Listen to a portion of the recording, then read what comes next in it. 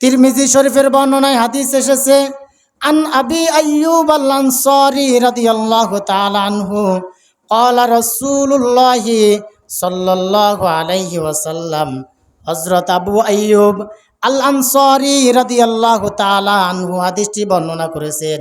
তিনি বললেন, বিশ্বনবী মুহাম্মদুর রাসূলুল্লাহ সাল্লাল্লাহু আলাইহি ওয়াসাল্লাম বলেছেন, আরবাউম মিন সুনানিল মুরসালিন, 7টি জিনিস হলো সকল নবীদের সুন্নাহ।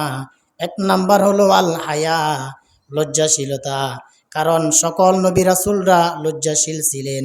2 নাম্বার হলো ওয়াত্তাআত্তুর, সুগন্ধি ব্যবহার করা। এই পৃথিবীতে আল্লাহ তাআলা যত নবী রাসূল প্রেরণ করেছেন সকল নবী রাসূলরা সুগন্ধি ব্যবহার করতেন। 3 নাম্বার হলো ওয়াসিওয়াক, মেসওয়াক করা। মেসওয়াক করা সকল নবী রাসূলদের সুন্নাহ ছিল। 4 নাম্বার হলো ওয়ান্নিকাহ, বিবাহ করা।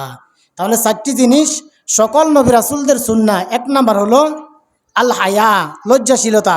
পৃথিবীতে আল্লাহ তাআলা যত নবী রাসূল প্রেরণ করেছেন সকল নবী রাসূলরা লজ্জাশীল ছিলেন, সকল নবী রাসূলরা লজ্জাবোধ করতেন।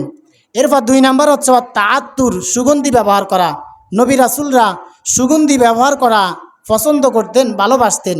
3 নাম্বার ওয়াসিওয়াক, মেসওয়াক করা। সকল নবীরা মেসওয়াক করতেন। 4 নাম্বার ওয়ান্নিকাহ, সকল নবী রাসূলরা বিবাহ করেছেন। আবার রাসূল সাল্লাল্লাহু আলাইহি ওয়াসাল্লাম অন্য হাদিসে বলেছেন, আন-নিকাহু মিন সুন্নতি, বিবাহ হলো আমার অন্যতম একটি সুন্নাহ। ফামান রগিবা আন সুন্নতি ফালাইসা মিন্নি, যে আমার এই সুন্নতকে অবহেলা করে সে আমার উম্মতের অন্তর্ভুক্ত হতে পারে না। তাহলে বিবাহ হচ্ছে সকল নবী রাসূলদের সুন্নাহ।